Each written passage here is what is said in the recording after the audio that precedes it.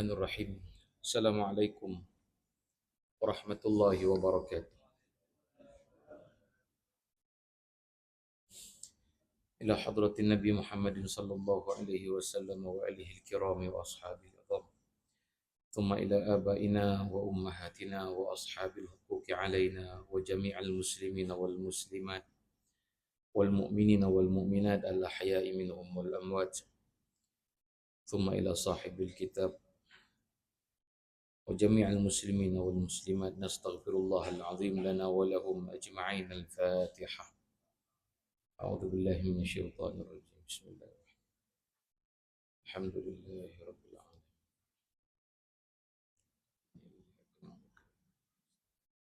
إلى الصراط المستقيم.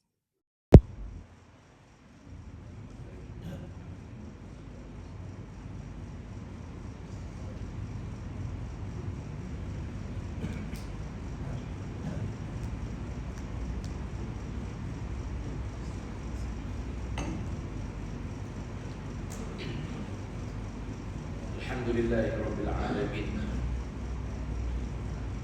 العاقبة للمتقين على أمور الدنيا والدين.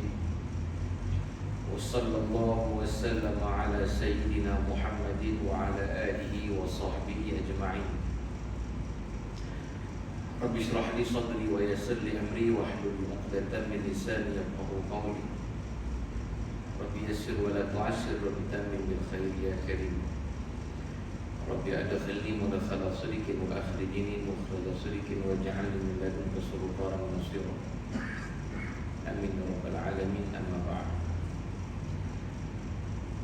Yang pertamanya kita bersyukur pada Allah Subhanahu wa taala di atas limpah rahmat kurnia Allah taala kita dapat melaksanakan tuntutan farduan sebagai seorang muslim, melaksanakan solat maghrib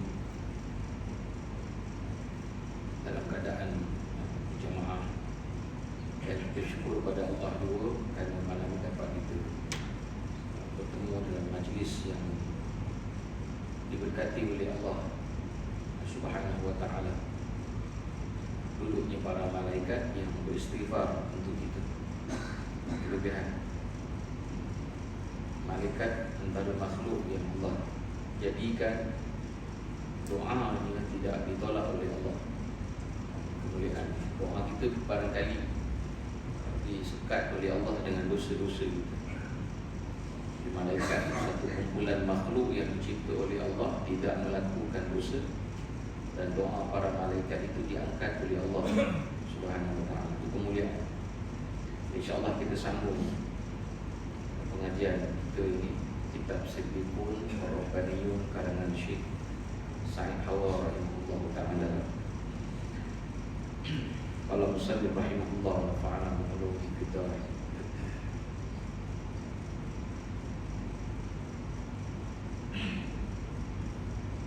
Sambung daripada hadis marfu' daripada Suhaib. Maksudnya sesungguhnya sungguh menakjubkan urusan seorang mukmin. Sesungguhnya semua urusannya baik baginya, dan hal ini hanya ada pada seorang mukmin.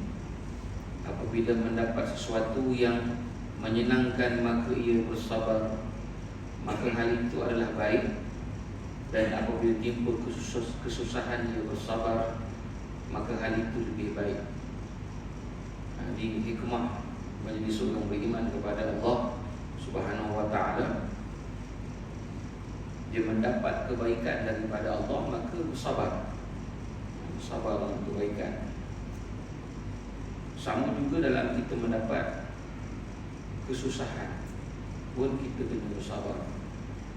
Akan di sana ada janji daripada Allah Subhanahu wa taala kepada kita. Wala nabluwannakum bisyai'in minal khawfi wal ju'i wa naqsin minal amwali wal anfus wath-thamarati wa basyiris sabirin alladziina idza asabatuhum musibatun qalu inna lillahi wa inna ilaihi raji'un. Kita dengar selalu ayat ni, tapi ibarat pelajaran yang kita kena ambil daripada ayat ini dulu.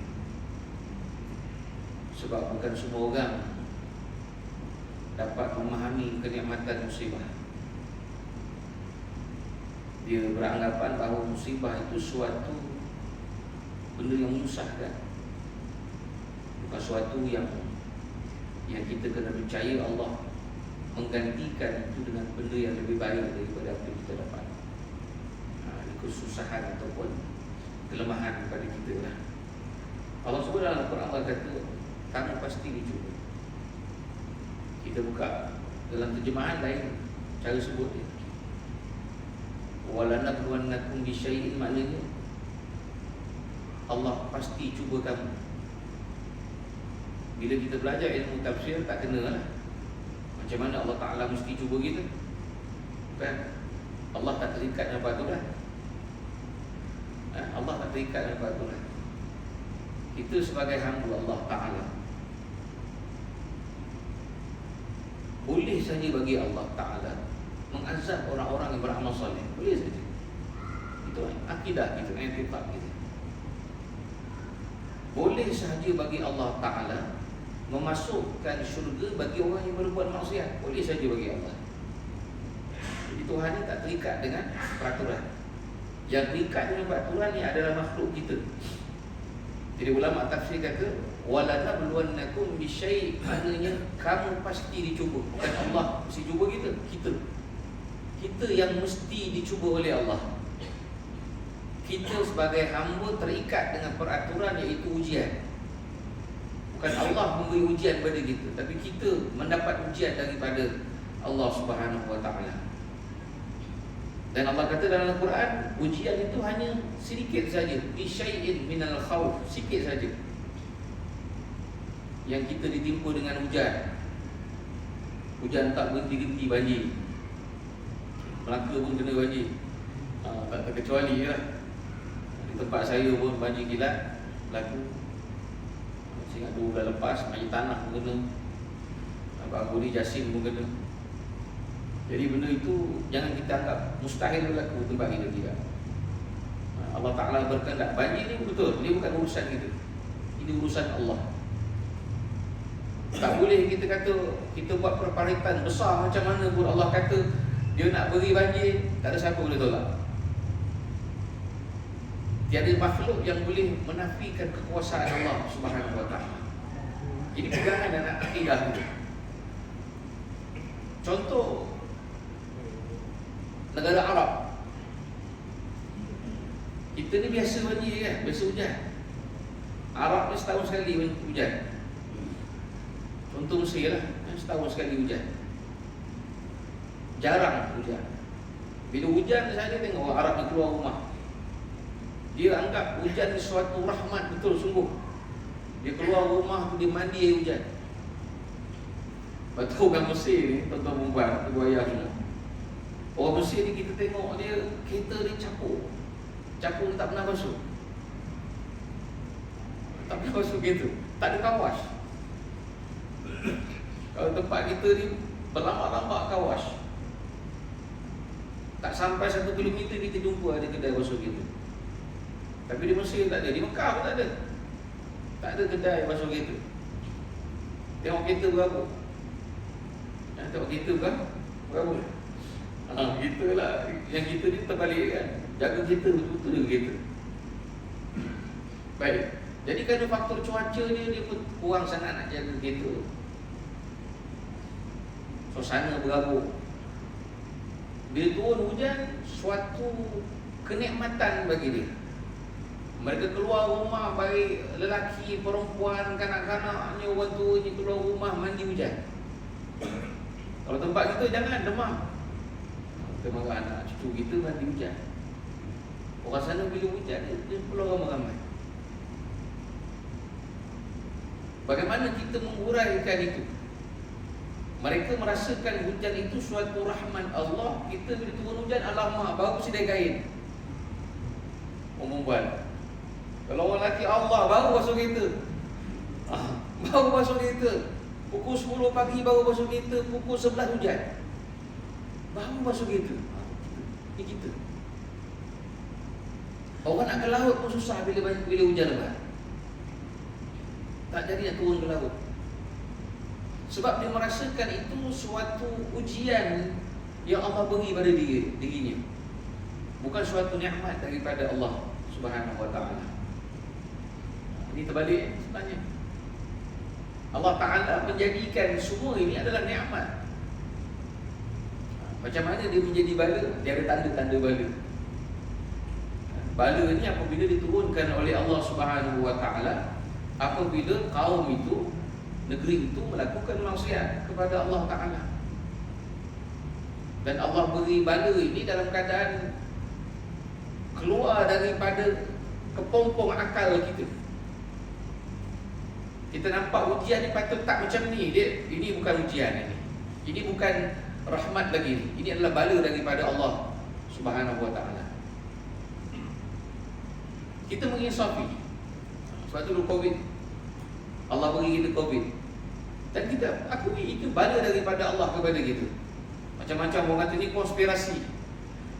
Ini konspirasi perangan saraf yang dilakukan oleh kuasa-kuasa besar mencipta virus untuk diberi kepada kita. Itu adalah benda yang kita dengar di media-media sosial. Tapi realitinya kita kena akui ini adalah bentuk bala daripada Allah Subhanahu wa taala kepada kita. Dan bala ini Allah beri tidak mengira siapa pun. Sama ada di tempat itu ada orang soleh atau tidak ada orang soleh, maka dia kena. Itu kita kena percaya. Kita kena percaya begitu. Tahun 2000 berapa? 2003 atau 2004 tsunami dulu. Waktu di Aceh. 2004 kan. Gelombang tsunami itu sampai kita di Pulau Pinang pun terkesan dengan gelombang tsunami. Bukan di Pulau Pinang, bahkan di selatan Thailand yang banyaknya pondok-pondok tempat orang belajar agama terkesan dengan tsunami.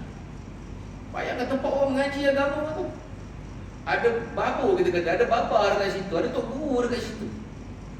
Ada orang soleh dekat situ, ada wali Allah dekat situ, pun kena juga. Allah beri bala, Allah tak kira siapa pun. Ada orang soleh, tak ada orang soleh, tetap aku turunkan bala kepada manusia. Jadi macam mana nak kenal bala? Bala adalah sesuatu yang keluar daripada jangkauan akal kita. Kita jangka macam mana? Kalau kita demam, contoh kita demam, paling kuatlah seminggu demam. Ini kalau sebulan, 2-3 bulan demam, doktor pun pelik, demam dia pun demam apa ni? Muhasabah diri lah, penyakit sebab dosa kita dengan Allah. Ada sakit tak baik-baik, kena cek diri balik. Apa dosa ni? Ada dosa kita menyebabkan kita tak sembuh daripada penyakit. Sebab itu kita kena meyakini bahawa ujian yang Allah beri kepada kita adalah bisyai'in minal khawf, sedikit daripada ketakutan. Saya tengah hari pagi tadi nak gerak ke sini, hujan ni memang hujan. Bila hujan ni kita bawa kereta nak laju tak boleh laju lah. Dia jadi perlahan. Kita bimbang kereta jalan licin, kita bimbang itu, bimbang ini. Yang kita rasa bimbang ini, apa kata Allah? Sikit saja perasaan tu. Sikit je aku uji kau. Sebenarnya yang kita tengok ada tempat kena banjir itu, kata Allah sikit saja.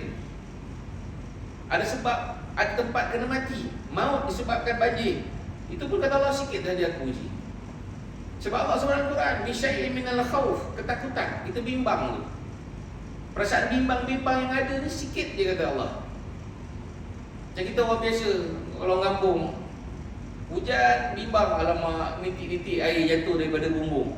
Kata Allah, bimbang tu sikit je. Allah kata sikit je ujian tu, sikit, bukan besar pun. Kalau tercabut bumbung itu pun sikit kata Allah. Sikit, kita rasa besar tidak si Allah? Sikit. Allah menjanjikan itu adalah kecil. Tapi kita tak nak percaya sebenarnya. Kita tak nak percaya, kita rasa ini besar lah. Sikit bagi Allah Ta'ala, kecil sahaja. Bisyai'in minal khawfi wal ju'i, sedikit daripada kelaparan. Sampai matilah orang tak makan. Kata Allah, sedikit saja puji itu, bukan banyak mana. Kita alhamdulillah, mungkin Tuhan tak uji begitu. Adakah negeri kita aman makmur? Kita jangan syok sendiri kan dengan imarah ni, rumah Allah ni, kita rasa alhamdulillah tempat kita tak turun maksiat. Percaya tak tu maksiat? Salah satu bala. Salah satu bala Allah ni maksiat. Kita nampak maksiat ada tu, itu bala sebenarnya. Ujian yang Allah beri pada kita. Tempat lain kita nampak Allah beri mereka gempa bumi, Allah beri mereka ribut dan taufan. Tetapi negeri kita Allah beri ujian dalam bentuk balanya adalah maksiat yang banyak. Itu bala daripada Allah Subhanahu Wa Taala. Tapi kita tak perasan lagi itu sebagai bala. Kita rasa ini adalah hal peribadi yang kau kena bertaubat, kau kena ubah diri kau. Tak ada ubah kau punya pasal lah, macam tu. Tapi hakikatnya itu adalah ujian daripada Allah kepada kita. Lepas tu Nabi-Nabi SAW, mereka tak pernah berhenti dalam dakwah. Tak pernah berhenti dalam dakwah. Kita lihat Nabi Allah Nuh AS, Nabi Allah Hud AS, Nabi Allah Lut AS, berdakwah kepada keluarga sendiri, yang menentang keluarga sendiri, anak menentang, isteri menentang. Bagaimana perasaan seorang ayah, anak menentang dakwahnya? Bagaimana perasaan seorang suami, isteri menentang dakwahnya? Alhamdulillah tak berlaku dekat Nabi Muhammad SAW. Nabi dah jadi begitu. Nabi kata Allah mengangkat isteri aku, isteri-isteriku mengatasi isteri Nabi-Nabi lain. Isteri Nabi-Nabi lain murka kepada Allah, diumban dalam neraka. Tapi isteri-isteriku Allah letakkan dalam syurga. Itu perbezaan Nabi dengan Nabi-Nabi yang lain. Begitu juga dengan anak-anak Nabi. Itu beruntung Nabi Muhammad SAW. Kan Nabi kita, anak-anaknya semua beriman kepada Allah Subhanahu Wa Taala. Ada Nabi kita, Nabi lain, Nabi Allah Nuh sendiri ada anaknya menentang ada Allah. Nabi Allah Lut pun begitu juga. Itu ujian yang Tuhan beri dekat Nabi-Nabi. Adakah Nabi-Nabi ni berhenti dari dakwah? Tak berhenti dari dakwah. Mereka terus dakwah. Sebab tu Allah Ta'ala nak memberi bala kepada Nabi Allah Lut, kaum Nabi Lut, sebabkan dosa liwat, sodomi, laki-laki perempuan-perempuan. Jadi Allah nak memberi bala. Nabi Lut ni anak saudara Nabi Ibrahim. Nabi Ibrahim AS baginda berkahwin lama tapi belum dikurniakan anak. Nabi Ibrahim dikurniakan anak pada umur 90 tahun. Pada akal kita, orang tua umur 90 tahun, isteri yang berumur 90 tahun mustahil nak mengandung. Ini pada akal kita. Sebab tu hal kekuasaan Allah dia tak boleh fikir dengan akal, di luar akal. Semua berlaku tu luar daripada akal. Kahwin dengan Sarah, tak dapat anak. Jadi bincang-bincang kahwin dengan Hajar, dapat anak. Diberi nama anak tu Ismail. Nabi Allah Ismail umur 18 tahun baru lahir Nabi Ishaq AS. Bukannya lepas mengandung tu mengandung, dah beza tu 18 tahun. Bukan beza tu 18 bulan atau 18 hari. Beza Nabi Ibrahim, Nabi Ismail dan Nabi Ishaq adalah 18 tahun. Perbezaan umur. Itu ujian Nabi-Nabi. Ujian Nabi-Nabi. Alhamdulillah Nabi Ibrahim anak beriman kepada Allah Ta'ala. Anak-anaknya meneruskan dakwah kenabian. Tetapi anak-anak Nabi Allah Ishaq ada yang menentang, ada yang menentang. Yang kita lihat dalam kisah Nabi Israel, Nabi apa Israel? Nabi Allah Yaqub AS menentang Nabi Yaqub AS. Yang beriman ni hanya pada awalnya Nabi Yusuf AS dan Bunyamin saja.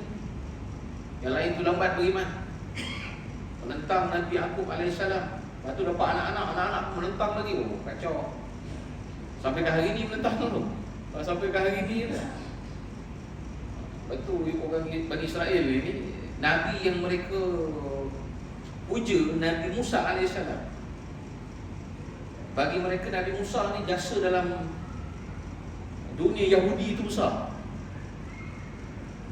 sosok manusia yang bertanggungjawab mengeluarkan kaum Yahudi daripada cengkaman orang Mesir pada waktu itu. Firaun memaksa orang Yahudi menyembah Firaun. Kena percaya aku ni Tuhan, sumpah. Jadi Nabi Allah Musa menyelamatkan mereka daripada konsep begitu. Bawa lari itu, selamat tu bawa lari pergi ke Palestin. Duduk di Palestin, makan manna dan salwa, makan manisan, makan bulu puyuh daripada syurga. Mereka ingkar pada Allah, ingkar dekat Nabi Musa, tak nak terima makanan ni, tambah sikit benda lain makanlah. Makan kacang-kacang, makan bawang-bawang. Sedangkan Allah Ta'ala dah muliakan mereka tu. Mereka mengkufuri Allah Subhanahu Wa Ta'ala. Cerita mengkufuri Allah Ta'ala ini bukan berlaku zaman Nabi Musa saja, tidak. Dia berlanjutan. Lepas tu saya pernah sebut kisah Nabi Musa dulu, bagaimana dia marah dengan abang dia. Nabi Harun tu abang dia. Dia pernah pukul abang dia. Nabi Musa dia turun daripada Bukit Turusuna, dia tengok sebahagian pada umatnya telah menjadi kafir kerana menyembah anak lembu emas, patung anak lembu emas yang dibuat oleh Samiri. Samiri ni nama tempat, Samirah di Iraq. Nama lelaki itu Musa, Musa As-Samiri. Dia inilah Dajjal. Inilah Dajjal sebenarnya. Jadi dia inilah Dajjal yang kemudian dirantai oleh malaikat, yang disembunyikan status keberadaannya di mana kita pun tak tahu. Sampai masa telah ditetapkan Allah, pasti dia keluar. Ada satu hadis yang Nabi riwayatkan daripada Tamim Ad-Dahri. Biasanya kita dengar sahabat riwayat hadis ni, Nabi riwayat daripada Tamim Ad-Dahri. Tamim Ad-Dahri ni waktu dia belum Islam, dia naik atas kapal, dia berlayar. Kemudian ombak memukul kapalnya, terdampar di pulau. Kemudian dia bertemu dengan satu ekor makhluk yang dia pun tak tahu, tak nampak depan dan belakang. Dia pun tak tahu mana tu depan, mana belakang, tak tahu. Dia memperkenalkan dirinya lah Jasusah. Dibawanya sahabat-sahabat Nabi ini bertemu dengan seseorang yang telah dibelenggu, dirantai tangannya di tengkuk, diikat kaki. Kaki itu apa namanya, lutut dah sampai ke dada, ikat tu, malaikat ikat dia, dan tangan tu dibelenggu ke tengkuk. Dia bertanya dengan 3 soalan. Dia bertanya tentang danau Tabariyah. Dia tanya tentang apa namanya, air mata Zughar. Dan dia bertanya tentang kebun Bausan. Ketiga-tiga ini berada di Palestin. Bagaimana keadaan tu? Bagaimana air apa namanya, danau Tabari? Kata Tamim Ad-Dari, masih lagi airnya banyak. Kata lelaki ini, besok nanti dia kering. Bagaimana kebun Bausan? Masih lagi mengeluarkan buah-buah kurma. Suatu hari nanti kebun ini tidak mengeluarkan buah lagi. Bagaimana dengan air Zughar, air mata Zughar? Pun satu masa kata masih mengalir, satu masa tidak akan mengalir. Ketika mana berlaku tiga-tiga perkara ini, aku akan dibebaskan oleh Allah, dilepaskan oleh Allah. Jadi Tamim Ad-Dari cerita benda ini dekat Nabi SAW. Dia tanya satu soalan. Dia tanya, adakah telah bangkit Nabi di kalangan kamu orang Arab? Namanya Ahmad. Ya, dah dengar. Waktu itu Tamim Ad-Dari belum beriman lagi, tapi dia tahu ada nama seorang lelaki namanya Ahmad atau Muhammad yang menjadi Rasul, dia tahu. Cuma dia belum beriman. Disebabkan cerita Dajjal tu, maka dia jumpa Nabi dan Islam. Dia cerita apa yang dia lihat, apa yang dia nampak. Tuan-tuan perempuan, ibu ayah semua, cerita 3 perkara dia dah berlaku lah. Ain Zughar memang tidak mengeluarkan matahari lagi dah. Bausan memang tidak lagi mengeluarkan buah.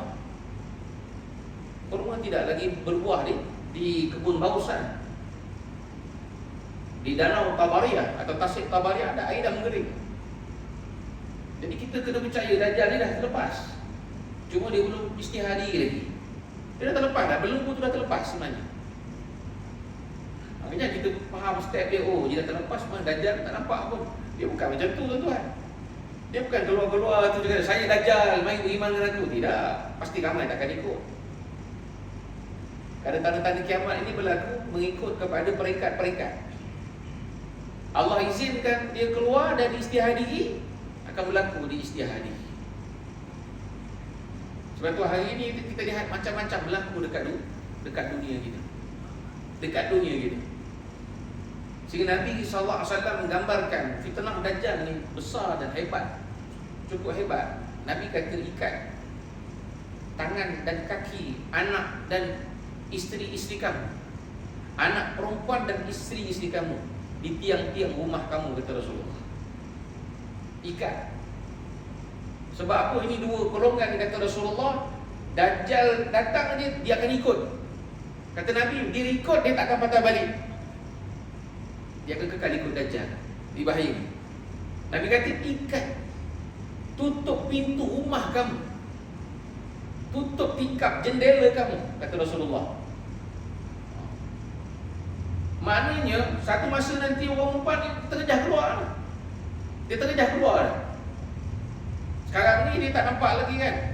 Cuma nampak macam mana tawaran-tawaran yang ada di televisyen dan di radio-radio. Potongan sekian-sekian, barangan potongan sekian-sekian, pakaian sekian-sekian, macam-macam. Yang mereka keluar nak balik rumah susah. Dia keluar rumah, dia nak balik itu payah sungguh. Itu muqaddimah. Itu adalah muqaddimah. Dia belum lagi Dajjal sebenar keluar. Itu baru muqaddimah. Kalau kita nampak benda tu berlaku dalam keluarga kita, memang kena jaga awal. Sebab apa? Ni test market dulu. Test market dulu. Bila dah mula goyang betul-betul ni, Dajjal keluar, dia lagi tak ada apa dah. Kita dah tahu dah tanda-tanda dia. Orang beriman, kata Rasulullah SAW, sama ada dia boleh membaca atau tak boleh membaca. Nabi kata dia boleh membaca atau tak boleh membaca. Dia tak pernah pergi sekolah sekalipun, dia boleh kenal tanda kafir dekat dahi Dajjal. Dia tahu. Yang penting dia beriman, kata Rasulullah. Dan kita nampak Dajjal, kata Nabi SAW, mata kanannya buta, kanannya buta, kirinya kecut seperti buah anggur. Terkeluar biji mata tu kecut macam buah anggur, anggur kering. Dia nampak lagi. Makna gambarkan bodoh Dajjal tu. Dajjal datang yang isem-isem, kan? Kalau datang bentuk macam tu, orang tak ikut. Cuba datang bentuk itu, siapa ikut? Tak ada siapa bakal ikut. Satu masa nanti dia datang bentuk begitu, orang akan ikut dia. Manusia akan ikut Dajjal. Dia ikut Dajjal. Dajjal ibu ayah tuan ngomong, dia tak target pun pada orang kafir ni, tak ada. Dia target kita. Sasarannya adalah orang beriman. Sasarannya adalah orang Islam. Itu sasaran dia. Dia nak merosakkan kita. Dia nak merosakkan kita. Merosakkan kita. Ini ujian-ujian akhir zaman. Besar ujian ni. Saya sebut selalu pula, saya kata tanda-tanda kecil kiamat dah, biar tak ada dah. Kita sedang menanti tanda-tanda besar. Tanda besar pertama adalah Dajjal, Imam Mahdi. Itu kita tak tunggulah maksud saya itulah tanda yang akan keluar sebenarnya. Yang pertama sekali keluar Imam Mahdi. Tapi Imam Mahdi keluar ni ada tanda-tanda dia kan. Bukan main declare je nak jadi Imam Mahdi boleh dakwa diri sendiri jadi Imam Mahdi, tak boleh pun. Bukan mari daripada mimpi. 2-3 minggu, nak kata 2-3 minggu tidak lah, sebulan 2 kan. Isu apa Global Ikhwan. Saya tak nak komentar banyak isu tu. Saya terlibat lah, saya terlibat tu. Benda tu dibincang dalam Burus Fatwa dan Majlis Fatwa bincang benda tu. Cuma ada beberapa perkara kita setuju dan ada beberapa perkara tak setuju. Setuju ni apa? Setuju tentang aurat Muhammadiyah. Dia silapnya dia i'tiqad, amalan yang dibuat tu. Etikat dia adalah Syekh Suhaimi itu Imam Mahdi. Itulah. Selesai itu je lah. Bagi saya itu saya selesai. Cerita tak bayar gaji, cerita air kaki ni benda-benda yang tak pasti betul cerita ni. Tak pasti betul. Orang cakap ni kita nampak ke? Tak kita nampak ke? Kita pun tak nampak. Fiqah ni berdasar hukum dia benda kita tahu, nampak.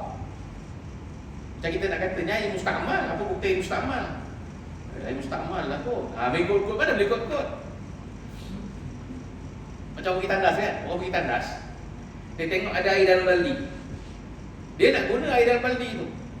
Disebab dia masuk tandas, dia tengok air dalam baldi, apa dia buat? Dia buang air tu. Kena tanya balik, kenapa kau buang air ni?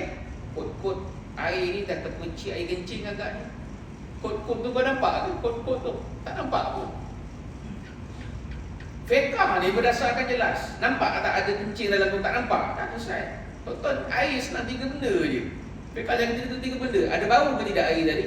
Tak ada bau kencing. Ada berubah tak warnanya? Berubah tak rasanya? Tak ada. Mutlak air tersebut pakai. Selesai. Fiqah ni sangat mudah. Tapi banyaknya di kalangan kita ni orang jahil, bila masuk tandas tengok ada air dalam baldi, dia buang. Dia tandas air baru. Alasannya dia syak wasangka pada air tersebut. Dia syak air ni dah kotor. Ini masalah. Masalah kita sebenarnya. Masalah tak nak belajar fiqah betul-betul. Belajar fiqah betul-betul, saya lah. Betul kata air kaki betul ke air kaki ni? Ke ada satu konspirasi sengaja nak memburukkan keadaan? Kalau ada, tuduh, bukti ada. Buat tuduhan, tak ada. Dia nak rekod, nak jadi apa, nak buat apa. Dia nak kulit kerajaan, okey, datanglah bukti, ada sabit, okey. Gunakan sosma. Dia tak bayar gaji, dakwa, jabatan buruh, bertilak. Sesuai kepada keadaan. Sebab tu saya sebut ada pro dan ada kontra. Ada pro dan ada kontra. Tangkap ataupun kita tahan, ni peribadi saya lah, kita sebagai bapa kan, macam mana perasaan kalau kita pun kalau ditahan, terpisah kita dengan keluarga kita, dengan anak kita, dengan isteri kita, macam mana perasaan kita? Perasaan kita. Apatah lagi anak yang dipisahkan daripada ibu bapa. Maksud saya ni bukan anak daripada Global Ikhwan, dia tahan. Saya ada kes-kes dia tahan. Dia tahan tu bukan anak ahli tu pun tidak pun. Disebab mungkin kawan tu duduk dekat kat situ. Soal siasat. Dah sebulan lebih ni. Ini bukan saya nak backup, punya cerita keadaan. Jadi dia tahan. Hamba Allah anaknya ditahan, terpisah hubungan dengan ayah dan ibu selama lebih pada 1 bulan. Kita menjawab, oh alhamdulillah anak tuan selamat di bawah jagaan. Betul selamat. Mental selamat, mental anak kita ni selamat ke tidak? Jadi benda tu kena tabayun sendiri betul-betul. Islam mengajar kita begitu. Benda bersalah, kita tuduh orang bersalah, dakwa bersalah, jatuhkan hukum. Selesai. Tak payah banyak-banyak. Sebab apa kita kena hati-hati dengan musuh-musuh Islam kita memang cari masalah. Dia cari ruang supaya ekonomi Islam ni lingkup satu. Kita kena percaya tu. Jadi rugi kita. Dekat situ kita ada kerugian. Buruk ya buruk. Saya tak nafi ada buruk ni. Selesaikan buruk tu. Yang buruk tu selesaikan. Jangan semua. Cuma tuduhan saya backup kerajaan tidak lah, tapi itu realitinya. Oh kata kerajaan memang niat jahat pada kumpulan ni. Betul ke? Tuan Ustaz Asyari yang tangkap tahun 1994. Sebelum tu kan, di fatwa haram tu 1994. Kemudian setelah kumpulan ini diharamkan, tubuh Rufaqah. Tahun berapa Rufaqah? Tahun 1998 dan 9. Waktu tu Ustaz Asyari Allahyarham masih dalam tahanan lagi. Kalau kita fikir tahanan lagi, maknanya kerajaan benarkan mereka beroperasi sebagai perniagaan. Boleh tak ada masalah. Dia problem ni pada aurat Muhammadiyah tu. Mungkin ada orang tahu, mungkin ada orang tak tahu apa amalan dalam tu. Sebenarnya tak ada masalah pun kan? Cuma masalahnya adalah beberapa lafaz tentang Al-Mahdi dekat situ. Dan i'tiqad dia dekat situ, i'tiqad apa nama pegangan Allahyarham ini, dia percaya dia adalah Bani Tamim. Tuan-tuan kena faham kronologi ni, macam mana boleh gelaran Bani Tamim ni muncul. Dia bukan suka-suka kata, oh saya Bani Tamim, tidak. Sebab waktu Imam Mahdi nanti, sebelum dia keluar, sebelum penzahiran Imam Mahdi Al-Muntazar, yang menyediakan kerajaan untuk Imam Mahdi adalah Bani Tamim. Siapa Bani Tamim? Bani Tamim ini dia daripada suku, daripada keturunan Nabi Allah Ismail AS. Dia pecah, ada Bani Umayyah, dia ada Bani Hashim, daripada Quraisy, atas Quraisy. Pecahlah jadi apa? Bani Tamim. Dia kena tahu tu. Maknanya kesimpulannya Bani Tamim ni dia ada kena-mena dengan jalur Nabi SAW. Jadi bila sahaja mereka ini meletakkan sosok seorang syekh ni, seorang ulama lah, Syekh Muhammad Suhaimi rahimahullah, dia meninggal dan dikebumikan di Kelang sebagai Imam Mahdi. Dia tak mati, dia kata dia gaib. Jadi bila sosok ini yang dianggap sebagai Al-Mahdi, akan ada pembantu dia Bani Tamim. Jadi kebetulan kumpulan inilah yang mempopularkan wirid dia, wirid syekh ni. Maka dia merasakan dia lah Bani Tamim. Teori ni salah sebenarnya. Bani Tamim dia bukan kumpulan. Bani Tamim adalah kelompok keluarga. Bani, keturunan Tamim. Sama juga kalau orang kata saya Bani Hashim. Awak ada Bani Hashim, keturunan Hashim. Anak-anak Abdul Muttalib, adik-beradik Abdul Muttalib, anak-anak dia, adik-beradik bapa Nabi SAW, itu Bani Hashim. Dari Muhammad Bani Hashim. Jadi keturunan Nabi yang ada hari ini Bani Hashim. Yang ada satu dunia ni daripada Hasan Hussein adalah Bani Hashim. Termasuk juga lah daripada keturunan Sayyidina Ali karamallahu wajhah. Sayyidina Ali ini berkahwin ramai. Jadi anak dia bukan daripada Hasan dan Husain saja. Anaknya ada daripada isteri-isteri yang lain. Itu Bani Hashim. Jadi anak-anak Sayyidina Ali pun dikira sebagai Bani Hashim.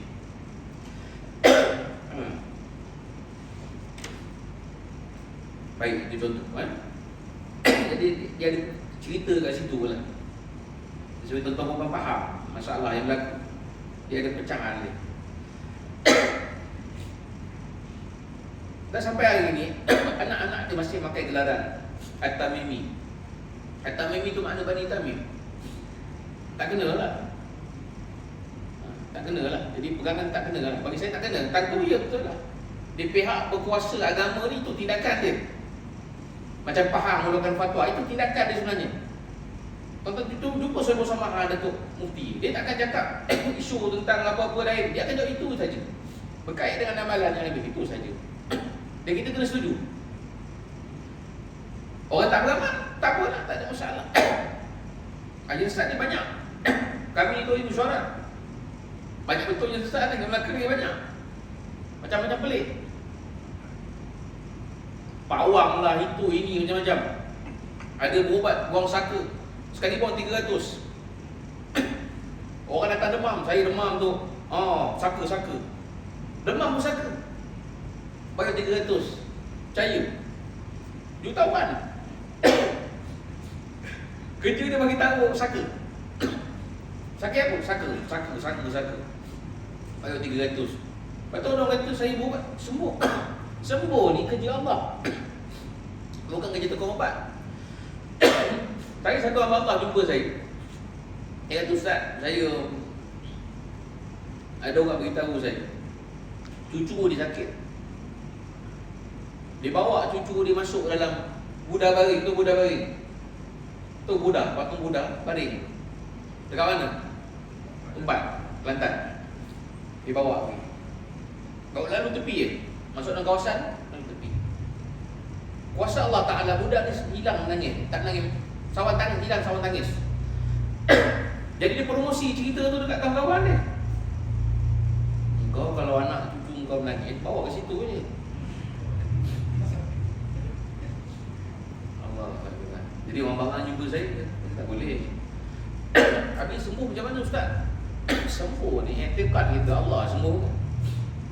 Cuba tuan-tuan, kita sakit, demam, makan Panadol, dia menyembuhkan Allah makan Panadol.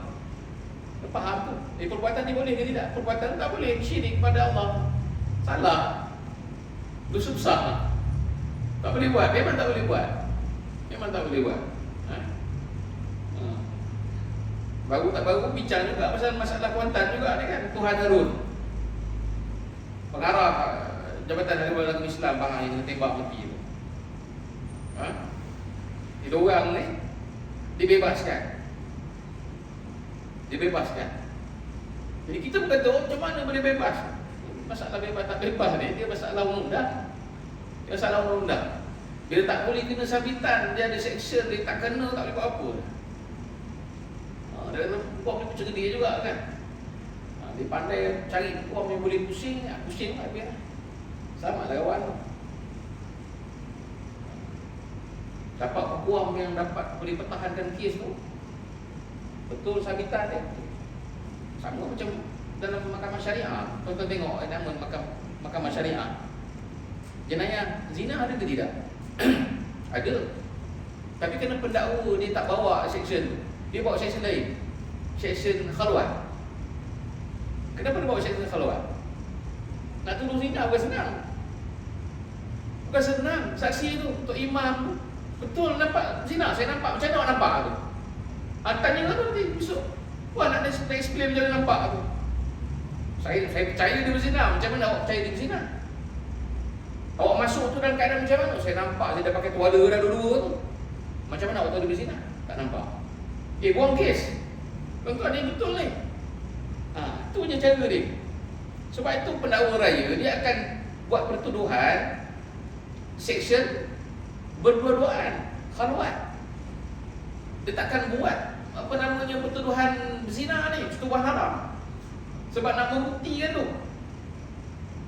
Nak bukti tu susah. Dekat boleh dia mengaku dia berzina. Kau boleh tanya dia berzina, kena rekod. Tapi statement badai dia tak boleh jadi bukti di mahkamah. Kalau kat mahkamah dia tak mengaku, nak kata apa?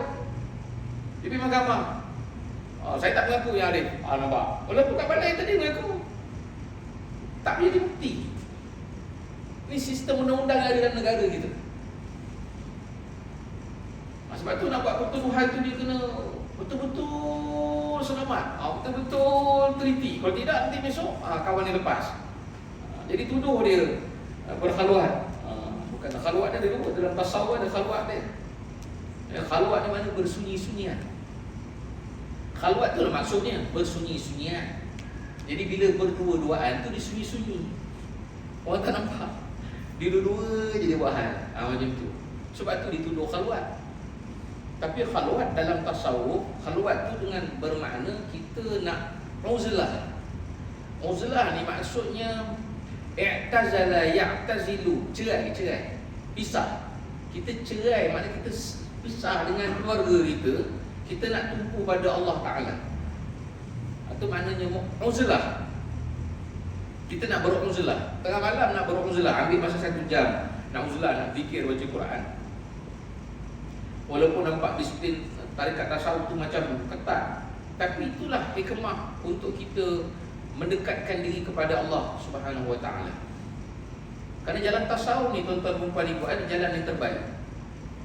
Jalan tazkiyah yang terbaik. Kerana jalan tazkiyah ini dia mempunyai 3 elemen. Pertama, elemen sekolah itu nama sistem. Dinamakan sistem, metode. Yang keduanya mesti ada guru, ada pembimbing. Macam-macam kita panggil istilah dia lah. Ada orang panggil dia syekh, ada orang panggil dia mursyid dan sebagainya. Dia pastikan syekh ataupun mursyid itu mestilah akhlaknya akhlak Nabi SAW. Kita jangan main sebarang-sebarang. So minta maaf sebut ni. Kadang kita minta maaf, nampak aje ini zahir lah, zahir. Nampak kawan tu mengukur, jangan main dia, walaupun nampak dia mengukur, dah hakikat dia tidak begitu. Kan orang kita macam tu kan, hakikat dia tidak. La ilaha illallah. Tuan-tuan, kalau macam tu, orang macam tu ada tidak? Ya ada. Orang begitu ada, tetapi tidak boleh diambil sebagai mursyid. Tuan-tuan, itu ilmu tarekat sebenarnya. Dalam tarekat tak boleh ambil orang-orang macam ni jadi mursyid, tak boleh. Sekadar dia beramal sudah. Tak boleh ambil jadi guru, tak boleh. Kita jangan kata itu zahirnya begitu, tapi hakikatnya tidak.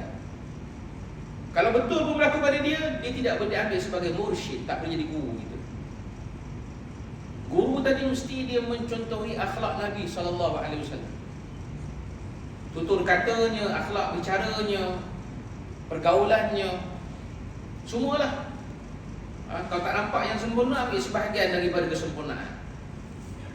Sebab nak cari orang macam tu sekarang ni susah. So, susah nak teliti tengok ustaz tu sarung selipar kaki kanan kaki kiri, susah nak nampak. Terutama kalau ustaz tu dah tak tahan sakit perut dia kan, dia pun main sarung tak mana kaki, tak tahu. Dia sungguh kan, tak bimbang air, dia pun tak tahu mana pakai, mana dia dah sakit perut, jalan je. Yang kita berselidik, oh kaki kiri dia pakai selipar, tak boleh ambil. Itu bukan level macam Imam Bukhari. Imam Bukhari begitu, dia ambil ilmu hadis, dia tengok perawi ni ludah mana? Ludah kiblat ke? Atau ludah belah kiri? Kalau dia ludah di arah kiblat tak boleh ambil, ludah kanan pun tak ambil. Ludah tu belah kiri dia boleh ambil lagi. Macam tu sekali. Tengok pakai selipar tu, kiri kanan, kiri tak ambil. Imam Bukhari rahimahullah, tengok ada seorang lelaki, dia kata kalau rawi hadis, dia pergi selidik dulu. Dia tengok sahabat ni tengah bagi ayam makan. Dibagi ayam makan tu, dedak ayam ni, beras ni dicampur, gandum dicampur dengan pasir dan diberi makan ayam. Ayam tu makanlah gandum yang bercampur dengan pasir. Jadi Imam Bukhari kata, kalaulah ayam dia boleh tipu, tak mustahil manusia pun dia boleh tipu. Maka Imam Bukhari meninggal kan. Tak, itu level Imam Bukhari. Jangan pula kita macam tu kan. Macam kita nak cari apa benda kan. Kecuali lah kita lihat tak ada, kita pun tak kenal mana guru yang baik. Semua guru ni kong malikong lah kan. Barulah kita boleh menggunakan teori-teori begitu untuk menyelamatkan agama kita. Tapi kita sangka baik dengan semua orang. Tapi zaman-zaman orang alim mendapat fitnah di zaman ni. Kita berada macam mana kata Nabi SAW, Islam itu dia ganjil. Syayaqudu ghariban, dia akan datang dalam keadaan ganjil juga. Fatuba lil ghuraba, dan kata Rasulullah SAW, beruntung orang ganjil. Maknanya kita mengikut keganjilan itu untung. Kita duduk di zaman ganjil itu beruntung. Hari ini disebut Islam, orang rasa macam allergic. Dia tak suka Islam. Sampai ustaz pun kepiah pun tanggal kepiah. Sebab tak nak tunjuk Islam tu jadi begitu. Sedangkan dia kena pertahankan prinsip sunnah tu. Saya peringkat dia tak nak beri gambaran negatif, maka dia tidak berkopiah. Dalam kitab tasawuf sebut, tak berkopiah bagi orang alim fasik. Ada peringkat kata makruh. Kita ambil biasalah kan, harus saja. Dah pakai kopiah dapat pahala, tinggal tak dapat apa-apa. Orang belajar agama dia tinggal kopiah dia jadi makruh. Orang alim tinggal kopiah dia jadi fasik. Dia ada ilmu. Kerana nilai agamanya pada kepala dia.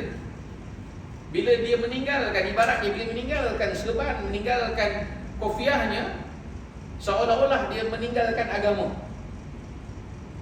Maka bermudah dia untuk melakukan maksiat kepada Allah. Maka letak kopiah atas kepala dia supaya dia takut. Dia tak mudah nak buat benda-benda yang jahat.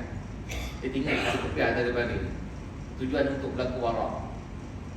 Lepas tu setengah-setengah sekolah agama, ustaz dia suruh pelajar pakai, bagaimana pakai. Di pektorin begitu, pakai kopiah. Betul.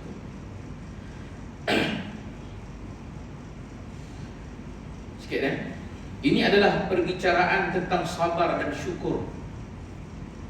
Dari hadis ini dan dari hadis-hadis yang seumpama dengan ini, kaum sufi memperoleh idea tentang maqam-maqam hati, seperti zuhud. Ini maqam yang ada dalam hati kita. Makam zuhud. Zuhud ni bukan pada perbuatan saja. Zuhud ni dia kena terbit daripada hati. Hati bersih maka dia jadi zuhud. Hati tak bersih tak jadi zuhud. Kalau dia buat kelaku zuhud tu sekejap je, ataupun kelakuan itu hanya di depan orang ramai, tidak realiti dalam kehidupan dia sendiri. Apa makna zuhud? Zuhud ni mencukupi. Mencukupi dan mencakupi apa yang ada. Alhamdulillah. Tak ada, tak apa. Kita tak ada iri hati. Tak ada iri hati. Kalau diberi lagi, kita nak tamak lagi. Ada pengalaman saya lah. Tahun 2006 tak silap saya, atau 2005. Saya jarah satu orang soleh, Habib Ali Batu Pahat. Waktu tu saya ziarah dengan kawan saya, sahabat saya. Kita nak beritahu, kata ustaz kalau nak ziarah Habib ni, ziarah lah waktu lepas asar. Jadi saya pun datang ke awal, pergi Batu Pahat, dapat ziarah orang saleh. Minta lah nasihat-nasihat. Memang betul-betul orang saleh ni, kita sunuzal lah, mata hati dia terang. Sebab tu yang keluar dekat mulut dia tu memang kena kat diri kita, kena kat diri. Kita rasa Allah betul lah. Dia menegur tu betul. Dia menegur qalbu kita. Dia sedang berbicara dengan hati kita. Dia sedang menasihat hati kita, membetulkan kita. Dengan nasihat aku semua, baiklah. Nasihat aku semua, jadi saya pun minta izin nak balik. Dia nak balik tu nak bagi hadiah. Kita nak bagi hadiah. Sebab dia tu Syed dia tak boleh ambil sedekah, haram. Golongan Syed ni, Habib ni tak boleh ambil sedekah, haram ambil sedekah. Dia boleh ambil hadiah saja. Ini nak bagi hadiah. Jadi saya nak bagi hadiah, dia tolak duit saya. Dia kata kalau Allah bagi ente lebih, ente nak tak? Jadi saya ni bila Habib ni tanya saya begitu, saya nak bagi jawapan bohong takut lah kan. Tadi dia cakap tadi dah tegur hati kita direct lah tadi. Mengaku lah teguran tu betul lah tu. Dosa-dosa kita tu betul lah, kita mengaku lah. Ni nak kata bohong lagi kan, kita mengaku lah. Nak lah Habib kan. Nak lah kan. Allah bagi lebih, nak lah. Takkan nak kata tak mahu saya suruh Habib. Bohong kita ni. Baik mengaku terus. Kalau Allah bagi lebih nak ambil, nak. Kata ente nak ambil. Jangan begini, Ani tak mahu kata. Ani tak mahu. Saya ambil duit tu, dah kata gitu saya ambil lah. Ambil lah tu, jadi dia pun bangun, dia masuk bilik dia, saya nak pun keluar, dia salam. Saya bersalam dengan dia, dia bagi saya duit, saya tolak duit tu. Jangan ambil, tak boleh. Ente mahu tadi kan, mahu lebih kan? Ente mahu lebih kan? Saya kata Allahu Akbar. Saya ambil lah, dia dah bagi saya ambil. Dalam kita kira tuan-tuan, 350 dia bagi. Saya nak bagi 50 aja. Dia bagi saya 350 tahun 2005 dah saya juga. Atau pun saya. Maknanya ada setengah alim ulama kita, tuan-tuan guru kita ni, dia berbicara dengan hati kita. Dan kita panggil dia kasyaf. Dia bukan semua orang boleh kita kata kasyaf. Orang tengok jin syaitan bukan kasyaf. Sebab tu saya kalau orang kata dia tengok jin, tengok dia bukan kasyaf, tu sakit otak namanya. Orang sakit nampak jin dia macam kan, nampak hantu tu memang sakit tuan-tuan. Orang sihat tak nampak. Ada orang jumpa saya, tu ustaz nampak ke jin dia? Saya tak nampak ke kata. Saya nampak dalam TV, saya nampak. Dalam TV saya nampak. Dalam TV lakon cerita hantu nampak. Realiti kan nampak. Dia kata nampak tu orang sakit dia nampak. Orang sakit memang nampak macam-macam. Orang ada seorang dia syok tengok ni jin-jin ni. Dia kata orang tak sakit kan. Tak sakit nak tengok jin ke dia. Ada satu Allah doa pada hari apa? Hari Lailatul Qadar, malam Lailatul Qadar. Doa dia pelik. Allah makbul doa ni. Doa dia, ya Allah saya nak tengok jin. Jadi pada malam 27 Ramadan, tahun saya tak ingat lah. Dia tengok jin, nampak jin. Kerap tengok jin. Dia jumpa saya. Kata, Syekh ada tak doa ke zikir yang boleh diamal untuk tutup hijab? Saya pun macam-macam dah ajar lah, tapi tak jadi. Saya pun pelik juga, kata istighfar banyak, mungkin dosa aku banyak sangat kepada Allah Ta'ala. Akhirnya mengaku lah, saya sebenarnya begini. Dulu saya pernah doa pada malam Lailatul Qadar supaya saya nak tengok jin. Jadi pada tepat malam 27 Ramadan dia cerita kat saya, berlaku ribut apa semua, dan dia nampak lepas tu. Lepas dia nampak, sentiasa nampak. Dia kata saya tak boleh buat apa-apa. Kan itu doa yang kau minta pada Allah Ta'ala. Tutup pun kau minta pada Allah Ta'ala. Kau dah minta buka, tutup minta Allah Ta'ala.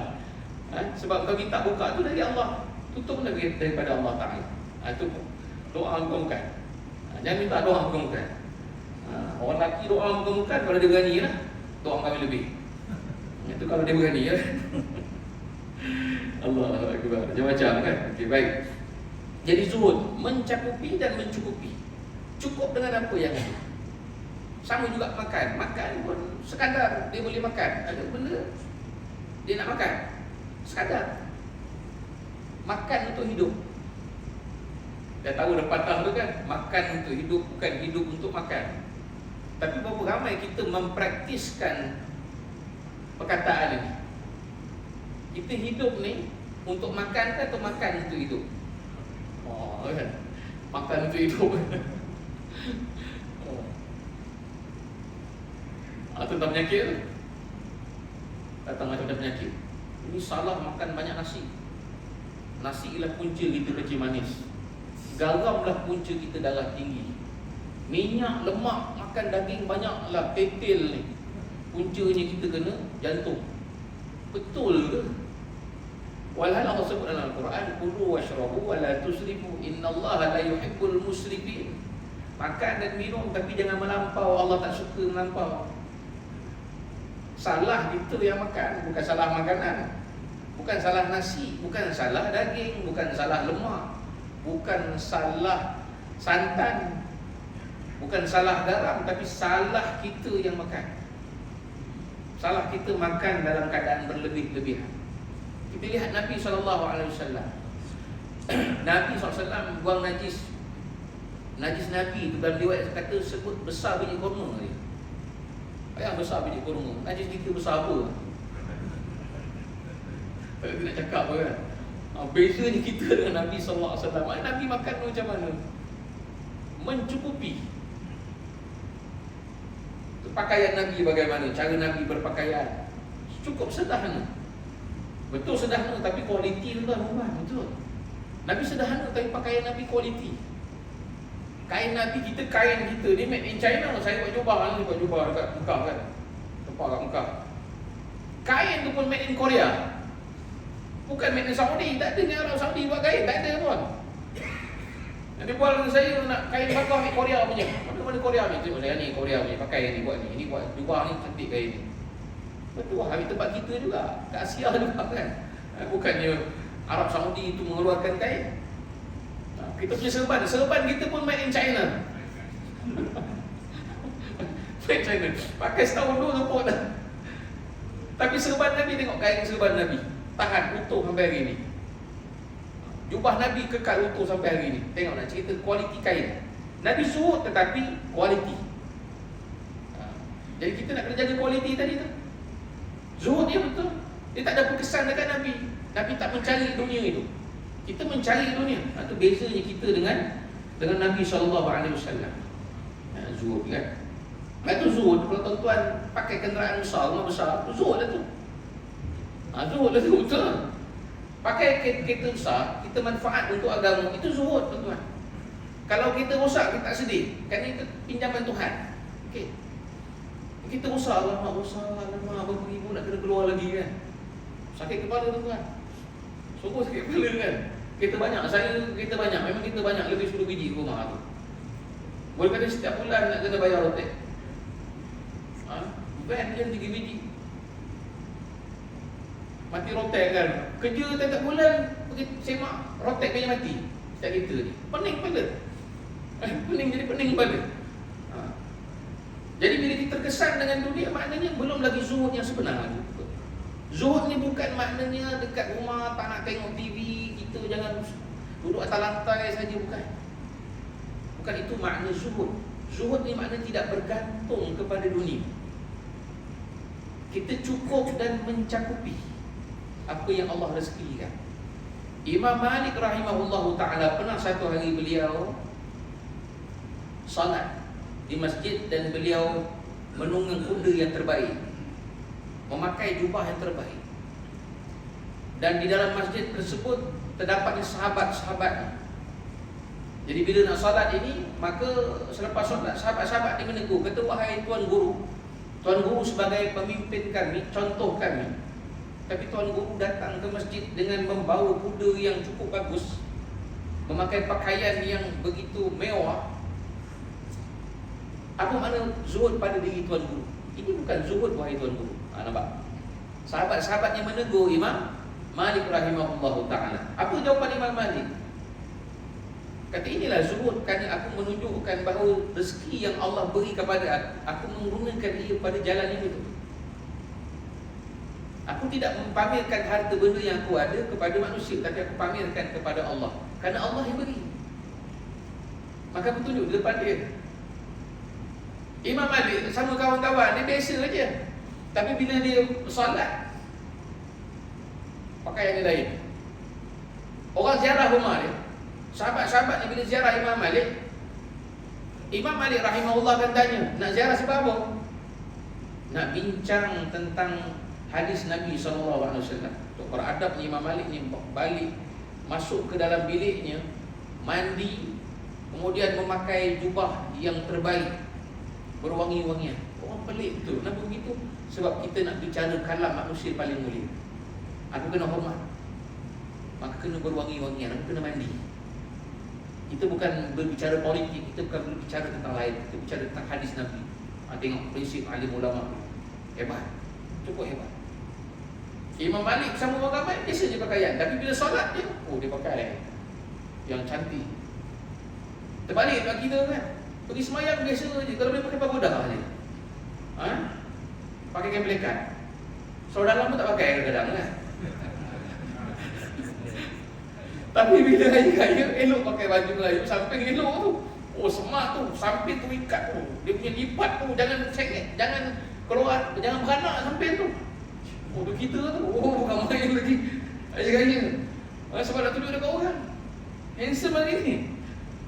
Tapi bila kita solat, kita biasa je. Itu biasa kita. Itu maknanya zuhud tu belum ada dalam diri kita, kurang lagi zuhud. Kita belum mencukupi dan mencakupi makna zuhud. Kemudian apa kata lagi? Makam hati ini ikhlas. Ikhlas ni payah agak, kena sebut ikhlas. Cakap mulut senang, sebab dia terbit daripada hati. Ikhlas ini terbit daripada hati, cuma bagi daripada hati. Contoh Imam Sayyidina Umar Al-Khattab radhiyallahu anhu, Sayyidina Abu Bakar radhiyallahu anhu.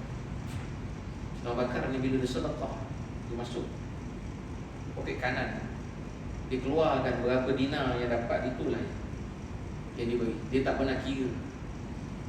Kalau kita nak sedekah, mungkin kita kira kan, buka wallet, buka sikit, nampak-nampak yang biru-biru tu bagi. Kalau biru-biru tu dah koyak tepi lagi, bagus, afdal yang itu. Tanya Tok Siap, kita tahu macam mana kan. Duit biru lagi banyak daripada duit purple. Abah saya dalam pesan kat saya, dia kata, kalau kau ceramah kuliah masjid, cerita kisah duit RM1 dengan duit RM50. Duit RM50 ni berbual, duit RM1 ni berbual dengan RM50. RM1 pun kata, RM50 kau ni pergi mana biasanya? Aku biasalah, kat mana? Megamall. Aku biasalah pasar raya, kedai makan, restoran besar, aku biasa begitu.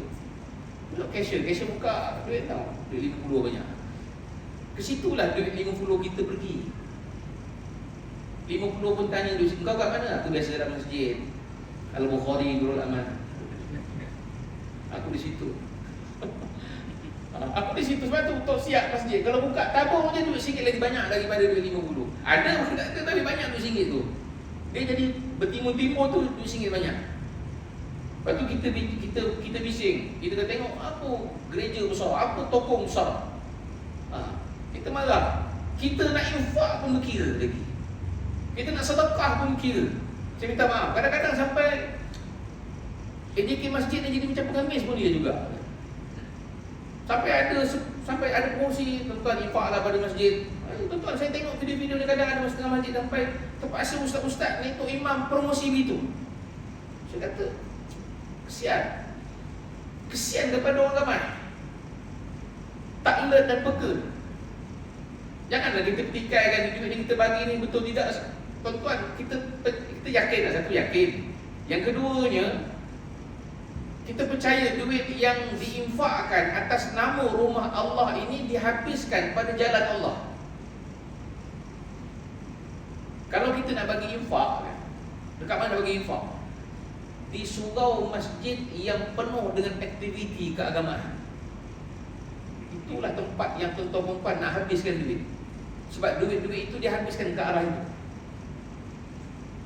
Ada setengah surau masjid dia besar, aktiviti agama pun tak ada. Lepas tu ada masjid-masjid dia pamerkan berapa kutipan jemaat, 10,000, 15,000. Dia tak pamerkan berapa duit yang dah habis, berapa sagu hati yang dibayar, berapa sumbangan pada anak yatim, pada asnaf dalam karya. Ini kadang-kadang saya minta maaf, imam kita pun berapa yang lah, kan? Imam lambat kita bising. Kita bising sana sini kita cakap macam-macam lah. Ini musibah sebenarnya. Kita berkira dengan infak kita nak bagi. Tuan-tuan percayalah, RM1 kita bagi itu, walaupun dia RM1, Allah lipat ganda pahala dia besar. Penting ikhlas. Apatah lagi tuan-tuan bagi RM100, lagilah besar pahala dia. Jadi kalau nilai besar tu lagi ikhlas, lagi besar pahala. Sebab apa saya sebut tentang duit? Sebab ikhlas daripada harta. Ikhlas bukan pada ibadah. Dia tak ada pada ibadah. Kita boleh kata kita ikhlas ibadah. Kita boleh kata, tuan-tuan nak menilai kita ni ikhlas daripada harta kita. Cuba harta kita kurang, kita rasa Allah semalam bagi 50, patutlah. Semalam sedekah 50, silap, patut bagi 10 je lah. Nampak? Ada kurang ikhlas. Kita dah menyebut apa kita bagi semalam. Patut tak bagi banyak tu, bagi sikit lagi. Sebab tu keikhlasan tu dinilai kepada harta kita, tidak dinilai kepada ibadah kita. Yang ketiganya tawakal. Tawakal kepada Allah, makam hati kita. Makam hati salah satunya. Yang keempat adalah, ketiga adalah tawakal. Tawakal ni serah diri kepada Allah. Dua. Satu tawakal, yang kedua tawakul. Tawakal kita lah orang-orang. Nabi-Nabi alaihissalam tawakul. Nabi-Nabi tak ada ikhtiar, mereka serah pada Allah. Itu namanya tawakul. Kita orang biasa tak boleh buat. Makam tak sama. Nabi-Nabi sakit. Siapa sembuhkan? Allah sembuhkan. Tak ada ubat, tak diberi ubat, kita ambil ubat. Kita kena tawakal. Sakit, demam, ambil ubat, sembuh. Itu namanya tawakal kepada Allah. Nabi-Nabi alaihissalam tak guna ubat, sembuh dengan izin Allah Ta'ala. Kerana Allah yang memberi penyakit. Dia tawakul. Kita nak keluar rumah, kunci rumah. Kita kunci rumah, maklum pada jiran, nak musafir 3 hari. Itu namanya tawakal kepada Allah. Kalau kita keluar rumah, tak kunci pintu rumah, kita keluar begitu, namanya tawakul. Tak boleh kata rumah dah kunci. Tak kunci, tawakal. Salah, itu tawakul. Bukan tawakal. Kalau siapa dah makam wali boleh buat, tak apa. Dia percaya rumah tak kena curi. Tuan-tuan, saya ada pengalaman rumah tawakul ni. Rumah masuk curi. Memang betul lah. Kita makam kita gitu. Saya pergi pasar, saya tak kunci rumah. Sebab rumah saya sebelah dengan rumah tua saya, rumah taman. Pencuri masuk hari Jumaat. Pencuri masuk, curi duit dalam tabung, curi laptop 2 biji. Saya balik daripada pasar beli ikan, balik rumah, tak ada rasa lah macam dia curi memang rumah tak kunci. Tapi bila tengok laptop hilang, dah kena dah ni. Dan pencuri itu saya kenal. Kenapa saya kenal? Sebab sebelum kejadian tu ada orang petik buah mangga kat rumah saya. Saya panggil technician nak betulkan wiring lah, panggil wireman betulkan lampu rumah saya dia terbakar apa semua. Dia pasang, dia tegur, "Ustaz, ni ada orang curi buah." Saya pandang, "Asal orang curi buah?" "Oh Ustaz, tak maaf, isteri saya nak makan buah mangga." Saya ambil. Ngandung, nanti isteri mengandung nak makan buah mangga, saya tak ambil. Petik. Saya tukang petikkan buah tu, saya bagi. Jadi bila hilang laptop tu, saya tak tergambar lah muka kawan ni. Cuma syak tu ada lah. Saya kata, "Ya Zubillah, mudah-mudahan bukan lah." Besoknya ada sahabat saya daripada Semabuk, jarak rumah saya Tanjung Giling nak ke Semabuk tu lebih kurang dalam hampir 20 km lah. Hampir 20 km. Ada pergerakan naik kereta kat 1 jam. Dia pun kata, Ustaz jual laptop ke? Siapa ni? Dia sebut nama. Saya kata, minta maaf, akhi, semalam rumah saya masuk curi. Laptop saya nak kena curi. Ustaz ni ada orang jual laptop Ustaz ni. Saya kata, macam mana tahu? Kawan ni punya bendul kot, bendul punya jugalah. Dia jual laptop, kau delete aku betul tu kan? Ini laptop top on tu muka saya kat situ. Bila on muka saya, kamu dia nampak muka saya, dia muka Ustaz kejap. Dia telefon saya. Saya pun nak pergi ambil, nak pergi. Saya kata tahan dulu kawan ni, tahan sahabat ni dulu. Jadi saya dapat jumpa hamba Allah ni. Agak mungkin dia dapat kesan, mungkin nak tipu saya ke apa ke. Hari ni dia lagi. Dia bawa laptop tu lagi. Saya jumpa hamba Allah ni. Saya tanya macam mana rupa dia. Dia beri gambaran, dia kata duduk gambaran dia datang rumah saya semalam. Dan saya pun cerita lah. Saya ingat saya pergi kuliah-kuliah majlis, saya cerita benda tu. Saya cerita lah sebenarnya. Bukan apa pun cerita lah tentang pentingnya tawakal, bukan tawakul. Kita bukan Nabi. Kita bukan Nabi, kita tawakal. Rumah kena kunci, keluar rumah. Kita bukan tawakul. Rumah tak kunci, main jalan tak boleh. Dia satu orang meja ni, di pengurusi masjid dia dengar. Minggu lepas tu telefon saya, Ustaz datang rumah saya. Ada kunci? Datang lah. Saya datang rumah. Dia bagi hadiah laptop lebih tinggi. Saya kata, Ji, saya cerita je, bukan saya minta laptop baru. Tapi orang bagi saya ambil. Orang bagi saya ambil, itu pengalaman lah. Pengalaman. Itu pengalaman laptop hilang. Dia jenuh ni bukan apa. Jenuh ni bila saya nak kena type balik. Apa yang kita dah type, kita dah buat buku apa semua, hilang. Allahu Akbar, tepuk dahi tu. Tuan-tuan. Tepuk dahi. Nak mengarang bukan benda mudah tu kan. Ada buku yang kadang saya tulis ni tak siap. Pernah saya buat buku ni tak siap-siap. Saya kata apa masalah nak ending ni, apa urusan aku dengan Allah Ta'ala. Dia saya pun tak siap-siap. Satu malam tu saya mimpi guru saya. Kadang-kadang irsyad ni bagus, irsyad Allah bagi pada kita ni sebagai bentuk. Kita dah buntu. Guru saya dulu dia tak banyak cakap, dia tak cakap apa-apa. Dia hanya tunjuk kepada saya. Ditunjukkan, saya tak faham, ditunjukkan saya. Kemudian saya pun tak faham, ditunjukkan begini. Oh, mana diri saya lah, okay, baik, betul. Dia pegang baju. Dia pegang baju dia. Dia genggam baju dia begini. Jadi saya tak faham. Saya sangka kan basuh baju kan. Basuh baju, takkan aku kuliah tak pakai baju, tak basuh, baju basuh pun saya fikir. Dia tunjuk beberapa kali. Dan akhirnya saya faham. Maksud dia saya faham. Dan saya bangun dari mimpi, maknanya isyarat yang Allah nak bagi tahu saya perlu membersihkan hati. Sebab dia mengisyaratkan menggenggam di sebelah kiri saya. Genggam, maknanya memerus, menggosok, menyental hati itu. Basuh hati. Saya kata mungkin kot niat tak ikhlas. Kita nak mengangkat diri kita masa tu muda lagi. Dengan tulisan-tulisan buku ni mungkin cepat popular lah, kononnya begitu. Nampak? Jadi ada terbit-terbit nilai-nilai tidak ikhlas dalam sesuatu perbuatan yang kita lakukan. Lepas tu nilai ikhlas ni penting dalam ibadah dan dalam keadaan apa kita buat. Yang keempatnya, khauf. Khauf maknanya takut kepada Allah. Allah Ta'ala bagi dua makam kepada orang saleh. Salah satu, pertama makam mahabbah, cinta. Yang kedua makam khauf. Seorang orang saleh ni dia tak akan ada dua-dua, satu je. Sebab tu kita jumpa ada orang saleh ni, dia sangat cinta pada Allah. Dia sangat nak pergi masjid tu, ya Allah, dia rindu betul nak sembahyang jemaah. Dia rindu betul, dia rindu pada Allah. Dia takut, tapi dia rindu itu, cinta tu lebih tinggi daripada takut. Ada orang dia takut pada Allah. Ada orang salah kan, ada orang salah tu saleh sampai pucat bibir dia. Zaman salafus saleh nak kenal mereka dah baca Al-Quran, tengok bibir. Tengok bibir pucat. Tengok bibir pucat, maknanya dia dah tahu lepas baca Quran.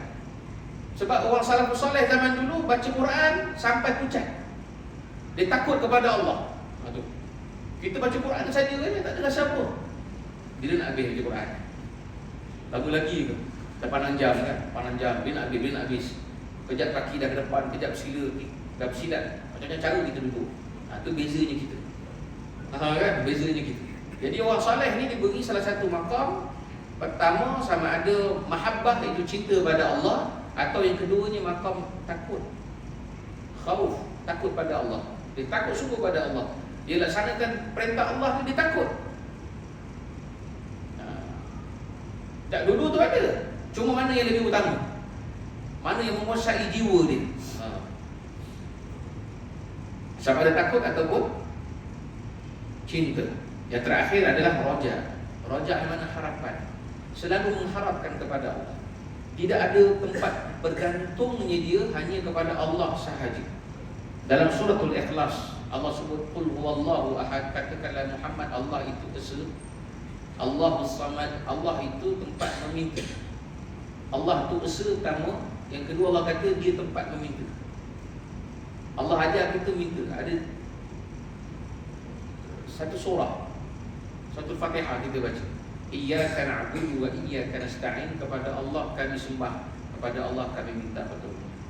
Tapi dalam ayat tu Allah guna perkataan ka, kepada engkau. Kita sedang berdialog dengan Allah Ta'ala. Jadi bila kita berdialog kepada Allah, kita guna perasaan yang serendah-rendah mungkin. Kita rasa memang kita mengharap kepada Allah sebenar-benar mungkin. Kita mengharapkan, kepada engkau kami sembah, wahai Allah, kepada engkau kami minta tolong. Lepas tu perkataan engkau tu digunakan. Kalau digunakan perkataan dia tu, kita rasa macam dia tak ada kat situ. Bila kita guna perkataan engkau, maknanya Allah itu berada di sisi kita. Allah itu berada di sisi kita sewaktu kita berdoa kepada Allah Subhanahu wa ta'ala. Allah tempat meminta, lam yalid wa lam yulad wa lam yakul lahu kufuwan ahad. Tidak dia beranak dan tidak dia diperanakkan. Allah tidak beranak dan tidak peranakkan. Kita diajar oleh tuan-tuan guru kita sembahyang hajat, sembahyang sunat apa saja, minta pada Allah Ta'ala. Dia ajar bersurah tadi. Rakaat pertama baca kuliah, kedua baca qul Allah. Kenapa? Nabi tak ajar, tapi kenapa surah tu dia ajar? Kuliah qul Allah, kuliah qul Allah. Kuliah ni cerita tauhid. Cerita mesti kita letak pergantungan kita di ibadah kita di Allah saja. La a'budu ma ta'budun, aku tak sembah lain kecuali Allah saja, dan kau tak sembah Tuhan. Dan aku sekali-kali takkan ikut agama engkau macam tu. Takkan ikut agama orang kafir. Itu akidah kita. Yang kedua, dia ajar tauhid dan doa. Dia ajar tauhid kita pada Allah, dan dia ajar kita bergantung minta pada Allah Ta'ala. Tuan-tuan dan puan, cuba terjemahkan perasaan, terjemah perasaan tu, bawa ke dalam sembahyang fardu kita. Saya minta maaf, sebab kita ni bila sembahyang hajat kita bawa khusyuk. Kita jaga betul khusyuk sembahyang hajat. Tapi sembahyang fardu ni biasa je. Sedangkan doa paling mustajab adalah sembahyang fardu. Doa yang paling diangkat oleh Allah adalah pada waktu solat fardu, bukan solat sunat. Kita jaga, kita rugi kat situ. Masa bila doa paling makbul? Doa paling makbul adalah ketika kita duduk istirahat. Duduk istirahat adalah waktu paling mustajab doa. Dan waktu paling sahih dalam sebuah hadis, tuan-tuan. Punya banyak doa-doa baca kan? Banyak Al-Quran kita baca, tasbih, rokok dan sujud. Tapi ketika mana duduk istirahat, kita baca doa. Satu-satunya part atau satu-satunya keadaan rukun yang Nabi suruh doa, satu-satunya duduk istirahat. Rabbighfirli warhamni wajburni warfa'ni warzuqni wahdini wa'afini wa'fu anni. Ini doa. Orang sakit, ini doa nak baca. Orang sulit, ada masalah, inilah doa dia. Orang ada hajat, inilah doa dia. Orang ada musibah, inilah doa dia. Segala apa yang kita minta, itulah doa dia. Ibu doa tu, Rabbighfirli warhamni wajburni warfa'ni warzuqni wahdini wa'afini wa'fu anni. Sulit rezeki, itulah doa dia kan. Semua kat situ. Semuanya terkumpul pada duduk istirahat. Tapi banyak orang tak tekan kan, rugi kita. Jadi kita gunakan peluang, makna saya terjemahan sembahyang hajat tadi, khusyuk tadi, bawa ke dalam sembahyang fardu kita. Kan itu yang paling baik dalam kita berdoa kepada Allah Subhanahu wa ta'ala. Sekadar itu saja pada malam ini lah. Ada soalan, saya buka ruang untuk tanya. Ya, saya. Siti Khadijah atau orang Kedah mana tak? Siti Khadijah? Orang Kedah. Orang Kedah. Bila isu tu? Mereka kata ada rumah semua masih ada. Dia kata macam mana orang Siti Khadijah orang Kedah? Turunan dia daripada sini. Tak betul lah tu. Siti Khadijah ni orang Arab. Dia keturunan dia sama juga sampai dekat apa Nabi SAW, sampai dekat Nabi Ismail. Saya faham cerita tu dia nak kaitkan tentang Torah tu sebenarnya. Tak logik lah. Cerita Torah tu pun cerita yang tergantung bagi saya. Kita percaya Torah tu ada, tergantung maknanya kita nak dikaitkan kita ni dengan Torah ni boleh sabit ke tidak? Saya minta maaf ada setengah-setengah di kalangan orang cerdik pandai kita lah. Pandai kita, dia cuba mengaitkan orang Melayu dengan Torah. Mudah-mudahan fakta itu betul. Mudah-mudahan. Saya tak kata fakta itu betul. Mudah-mudahan. Kenapa saya kata mudah-mudahan? Harapan mudah-mudahan lah. Mudah-mudahan betul lah fakta itu. Kalau tak betul, kenapa lah bagi saya? Tapi mengaitkan disebut, oh Khadijah ni moyang dia asal orang Melayu. Tak kena kan. Melayu ni keluar bila kan? Lepas tu dia ada asal muasal dia kan. Kita berpijak pada fakta. Arab ni bila ada? Senang kita nak cerita Melayu, ambil atas lagi sikit. Arab bila ada? Arab zaman Nabi Ibrahim tak ada. Siapa kata Arab ada? Sejak bila Arab ada? Arab ni nisbah dekat Nabi Ismail. Dinisbah kan, maknanya selepas Nabi Ismail tu. Selepas-selepas tu baru dia namanya Arab. Sama juga dengan Yahudi. Siapa kata Nabi Ishaq tu Yahudi? Tidak. Yahudi itu keluar daripada Nabi Yaqub AS. Dia ada anak, 12 anak. Seorang tu nama Yahuda, yang seorang tu Yahuda. Maknanya cucu Nabi Yaqub itulah sebenarnya yang dipanggil Yahudi. Anak daripada Yahuda tu. Ini semua lekat dah semua Yahudi. Jadi kalau orang kata, oh Nabi Ishaq Yahudi, tak betul. Nabi Ishaq Yahudi, jadi Nabi Ishaq Yahudi. Nabi Yaqub Yahudi, tak ada. Tak betul. Tak betul fakta tu. Sama juga dengan Melayu. Bila Melayu ada?